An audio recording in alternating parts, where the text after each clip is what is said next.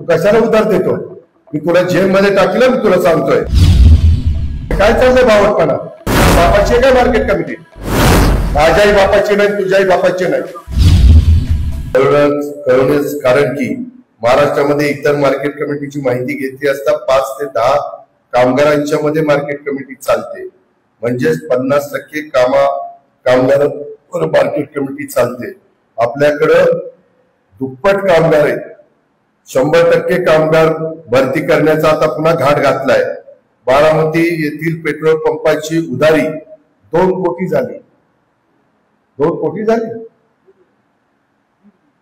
तू कशाला उधार देतो?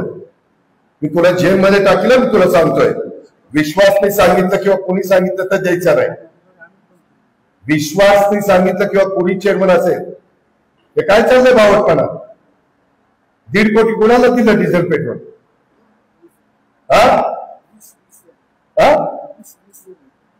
कोण 20 जण आला येडे का काय रे? म्हणजे मी वरनं पैसे आणायचे नाही, नालायकांनी असं 1.5 कोटीचं डिझेल पेट्रोल उधारीवर द्यायचं. तुमची काय बापाची आहे काय मार्केट कमिटी? माझ्याही बापाची नाही, तुझ्याही बापाची नाही. माझ्या शेतकऱ्यांची, व्यापाऱ्यांची, हमाल मापाड्यांची आहे. किती दिवस झाले बा? तुम्ही काय करणार? हजामती करता?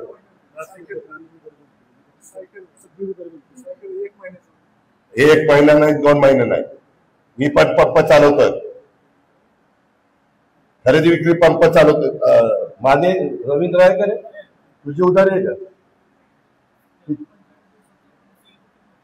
कोणाची उधारी आहे? डायनामिक्सची ठीक आहे. डायनामिक्स कुठं पळून जाते? ते 1000 कोटीचा मालक आहे. मला कुणाची उधारी येते दाखव. मागच्या वेळेस खरेदी विक्री संघ असाच अडचणीत आला. पुढाऱ्यांची उधारी झाली, एकाने भरली नाही, त्याचे 101 प्रकरण करावे लागले. सर्वसामान्य माणसाकरता हे संस्था काढण्यात. मला मार्केट कमिटी दूध संघाचे चेअरमन संजयला भेट. संजयला सांगा, जाधव त्याचे पण 5-6 पंप झाले. कुणाची किती उदाहरण मला कळलं पाहिजे. आणि त्या एमडीला सांगा माळेगाव कारखान्याच्या तिथं पण कोणाची उधारी होता का मला. सोमेश्वरला पण सांगा, खरेदी विक्री छत्रपतीला तर चेअरमन देणारच नाही.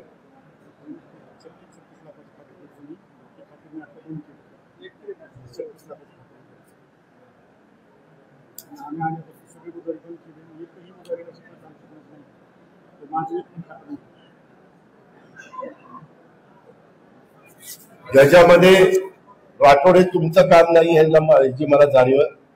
परंतु या मार्केट कमिटीचे चेअरमन, सचिव आणि माझा यादव किंवा मुळी आणि तुम्ही असं बसा. त्याच्यामध्ये मेजर जे त्यांना सांगा, दादांनी ह्याच्यात लक्ष घातलेलं आहे आणि ही उधारी द्यावी लागेल. नाही तर दादा म्हणले की मी वेगळ्या पद्धतीनं ती उधारी वसूल करेन. काही पण त्याच्या मागे भुंगा लागली. तीच गोष्ट नंतर खरेदी विक्री संघ, रवींद्र माने आणि तुम्ही बसायचं. हे काम जरा वेगळं आहे, परंतु आता बारामतीकरांकरता करायचं. नंतर जेवढे पंप आहेत तेवढे, आणि त्याच्यानंतर मॅनेजरला पण घ्यायचं त्याच्यामध्ये. आणि अरविंद सावंत, विश्वास, तुम्ही दोघं अशा पद्धतीनं हे खरेदी विक्री संघ, दूध संघ, मार्केट कमिटी. कारण मी एवढा आवाज चढवतो, हुशारकी मारतो, तुम्ही असले धंदे करतात.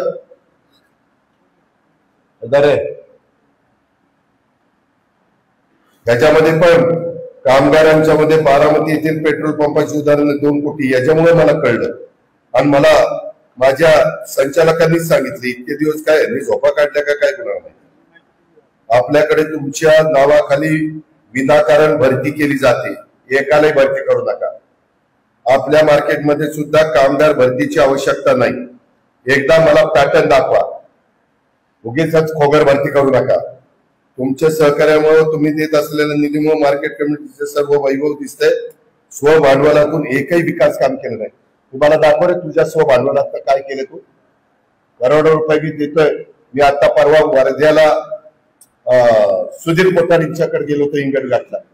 काय सुंदर मार्केट कमिटी चालू. आम्ही मात्र आणतोय पैसा, होतोय, तुम्ही उधळपट्टी करताय. शहाणे लोक. कोणाला यायचं नाही. भुसार, फळे, पालेभाज्या व पेट्रोल पंप यातून मिळणाऱ्या सेसमधून 90 ते 95 खर्च दाखवलाय, तरी नोकर भरतीची आवश्यकता नाही. त्या कामागारावरती व्यवस्थित कामकाज चालू आहे आणि स्वभांडवलातून एकही काम केलं नाही. ते जरा जवळ ठेवले. पुढच्या ट्रिपला 5 तारखेला आलं की यांना जरा घेतो अँटी चेंबर मध्ये. काय तुमचे फार लाड झाले. तुम्हाला सहज ऐकता मिळतंय ना, न सांगता मिळतंय ना. 100 कोटी रुपये मिळाले तुम्हाला त्या याचे